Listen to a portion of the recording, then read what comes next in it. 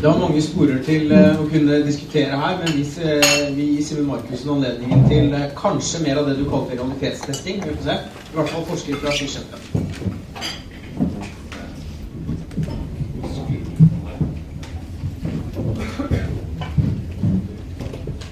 Yes, takk for invitasjonen. Veldig hyggelig å være her.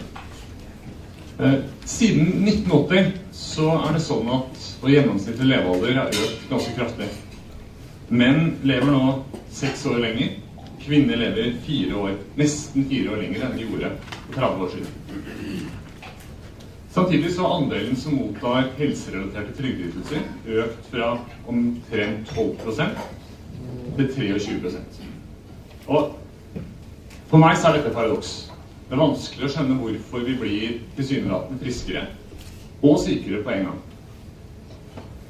Dessverre så det sånn at vår kunnskap om sykefravær og trygd, den litt begrenset av hvilke datagrunnlag vi har å basere oss på. Før 1993 så har vi veldig mye tynnere kunnskapsgrunnlag enn det vi har etterpå. Men la meg først få gi dere noen fakta om hva som har skjedd siden 1993. Grunnen til 1993 altså at det da vi starter med å si en individdataserie som gjør at vi kan lage mye bedre statistikk for dette. Det sånn at siden 1993 så har det legemeldte sykefraværet vokst kraftig. Og først og fremst så har fraværet økt, det vi kan kalle det som prime age, det økt på aldersgruppa mellom 30 og 50-åringer. Ikke blant det eldste, eller det ikke det som utgjør volum i økningen. Så først og fremst har sykefraværet vokst blant de folka som utgjør ryggraden, eller de aldersgruppene som skal utgjøre ryggraden i norske arbeidsstokker. Akkurat det samme har vi sett for andelen som mottar trygdeytelser. Også her har det vært en kraftig økning, både for menn og for kvinner, og først og fremst i aldersgruppa 30 til 50 år. På uføretrygd så hører vi ofte om at det vokser eksplosivt for de unge og så videre, og det sant. Altså andelen uføretrygder blant 18-19-åringer har økt mer enn noe annet, men det ikke det som de store tallene her, for det blir veldig ofte veldig høy prosentvis vekst når vi starter på et veldig lavt nivå. Det som vokser fra 0,7 til 1,1 eller sånn, det veldig dramatisk når vi regner i prosent. Det ikke så dramatisk i prosentpoeng. Men altså, det som virkelig skremmende her, altså, som jeg ser det, det veksten liksom i kjernearbeidsgruppen, 30 til 50-åringer.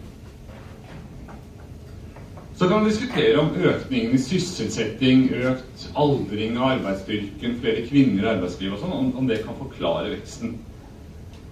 Jeg mener det bare bortforklaringer. I noen grad så det også et metodespørsmål. Fordi at i aggregerte data så det sånn at disse tingene veldig sterkt korrelert, eller de samvarierer, som vi sier. Men akkurat som med storken og barnefødslene, så storken kommer med barna, så betyr ikke korrelasjon det samme som kausalitet. Og studier basert på individdata, som jeg mener trumfer aggregerte data, det de gir forskjellige svar, viser at økningen i fravær ikke kan bortforklares. Faktisk det sånn at økningen i sykefravær fra 93 til nå, blant de som står i jobb hele tiden, så hvis du på en måte ikke regner på de som går inn og de som går ut, men ser på de som i jobb hele tiden, økningen blant den gruppa enda sterkere enn det vi ser i de aggregerte dataene. Og årsaken til det at det har skjedd 2 store sorteringsprosesser over 1990-tallet. Det har kommet en god del mennesker inn i arbeidsstyrken. Det helt riktig at de tenderer til høyere sykefravær enn de som var inne fra før. Men samtidig så har det gått veldig mange ut av arbeidsstyrken inn i uføretrygd. Og dette en veldig selektiv prosess, der vi hele tiden har tatt de sykeste i arbeidsstyrken, tatt ut og satt de på uføretrygd. Og det isolert seg skulle tilsi at fraværet skulle gå ned. Det har vi ikke sett. Så jeg mener det all grunn til det som får være bekymret over veksten i helserelaterte trygdeytelser, sykefravær og trygd. Så i går så kom ekspertutvalgets innstilling. La meg først si at jeg synes de har gjort det meste jobb. Nå var Arnstein opptatt av at de hadde et helt fritt mandat til å foreslå hva de ville, men og sånn som jeg forstår liksom de politiske føringene her, så hadde de ikke helt det. Jeg synes utvalget har gjort så mye vi kan innenfor det politiske handlingsrommet som var, at det skal være fortsatt full lønn med sykdom, og man skal ikke gjøre alt for mye med arbeidsgiverens finansiering. Og jeg synes det de har kommet opp med veldig, veldig bra, og jeg har stor tro på det. Og jeg ganske sikker på at hvis dette gjennomføres ordentlig, så vil man klare å redusere fraværet betydelig. Men spørsmålet likevel om det nok. Og sånn som jeg ser det da, så det kanskje ikke det. Jeg redd at dette ikke nok, og jeg skal prøve nå å gi en litt sånn helhetlig begrunnelse for jeg mener det behov for mer insentiver i den norske sykelønnsordningen. Insentiver både for arbeidstaker og for arbeidsgiver.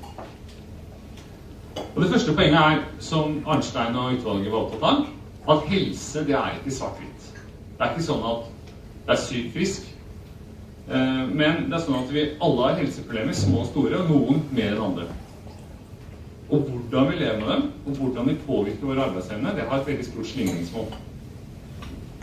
Så på en måte så det sånn debatten om hvorvidt vi har arbeidsmoral eller ikke og sånn, det sånn som jeg ser en avsporing, på lik linje med at på synet på sykdom som veldig sånn svart-hvitt. Poenget hvordan vi lever og takler helseproblemene våre, hvordan vi klarer å legge til rette for å fortsette å jobbe med helseproblemer. Og sånn som jeg ser det, så tror jeg kanskje at hvordan vi gjør det har endret seg noe over tid. En rekke studier har dokumentert, slik som ekspertutvalget sier, at hvordan vi velger vedrørende sykefravær og trygd, det påvirkes kraftig av hvilke insentiver vi står opp. Og sånn som jeg ser det, så det like dumt å hevde, eller å hevde at sykelønn ikke har noe å si på sykefravær, som å tro at hvis vi kutter skattene får vi mer skatteinntekter.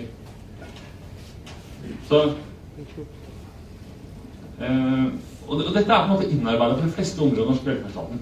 For, selv om vi kanskje ikke alltid liker å prate om det. Det sånn at sosialhjelpsmottakere tjener betydelig mindre enn gjennomsnittlig lønnsmottaker. Arbeidsledige får mindre dagpenger enn de fikk i lønn med forrige jobben. Uførepensjonister får i de fleste tilfeller betydelig mindre uførepensjon enn de fikk i lønn.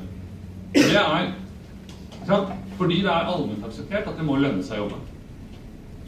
Unntaket sykelønnsordningen. Begrunnelsen at det ikke skal koste noe å være syk. Men jeg ikke i stand til å forstå hvorfor det akseptert at uførhet, altså permanent alvorlig sykdom, skal straffes, men sykefravær ikke skal straffes.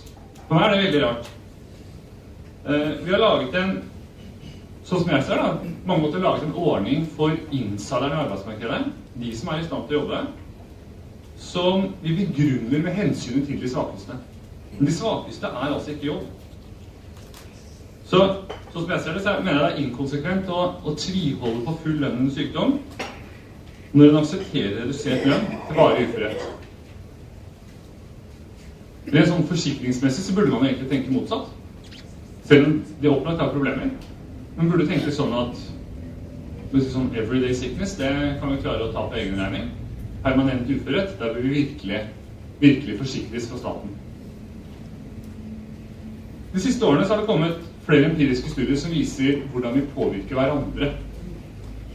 Akkurat som at hvor mange som møter opp på dugnad har noe å si for om det kommer selv, så det sånn at naboer og kollegers sykefravær og trygdeatferd, det påvirker oss. Det påvirker hvordan vi selv velger. Og dersom det sånn at insentiver endrer vår atferd, som veldig godt dokumentert, og vi i tillegg lar oss påvirke av hverandre, så kan det hende at den fulle virkningen av en veldig generøs velferdsordning, eller den fulle virkningen av et kutt i sykelønna, først ses etter ganske lang tid. Fordi at insentiver påvirker kultur, og kultur igjen påvirker atferd. Sånn som jeg ser det da, så kan det hende at vi behøver sterkere lut enn det sykelønnsutvalget har foreslått for å snu dette. I tillegg til å være kostbart, så sykefravær i mange tilfeller dårlig medisin. Det har lenge vært kjent at sannsynligheten for å komme tilbake i jobb faller dramatisk etter hvert som du har vært lenge borte. Mange måter, hvis man tenker seg litt om, så det ganske trivielt. Altså, det helt naturlig at de som er borte en uke med influensa har bedre sjanse til å komme tilbake i jobb enn de som er borte et halvt år med en alvorlig sykdom. Men ny forskning, egen forskning, dette jeg sier aldri selv, tyder derimot på at